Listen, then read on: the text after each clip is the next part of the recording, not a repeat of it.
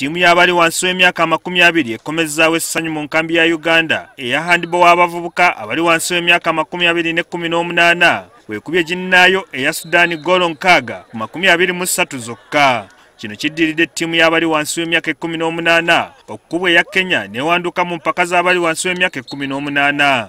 Kati Uganda ey'abali wansi w'emyaka 20 yakwambalagana ne Ethiopia olunaku lw'enkya mu luzannya olukulembera olw'akamalirizo ate Kenya ezannya ne Rwanda.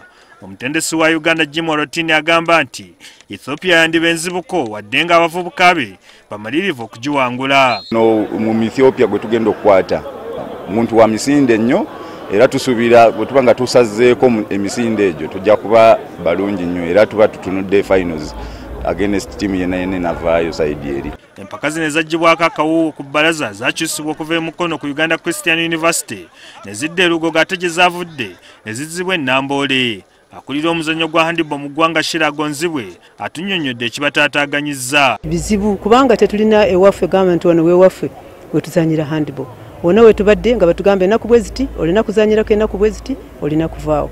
Bwe twagenda mu hockey nga balina league nga ku weekend balina kuzanya. Kati nga tulina kutetenkanya ne tugamba katugende ne Namboole. Namboole nabo ne batusaasira ne batuwa. Kati nga kyova olaba nga tugenze nga tuzanyira eno nawali kubanga twalina kulaba nti tournament eno ezanyibwa kubanga baali bagituwadde nga tulina giteekateeka. Empaka zaakuggwa ku Sunday eno nga ttiimu ezinaawangula ze zigenda okukiikirira ekitundu kya Zone 5 mu mpaka za Africa yonna. Sam Mpoza, NTV.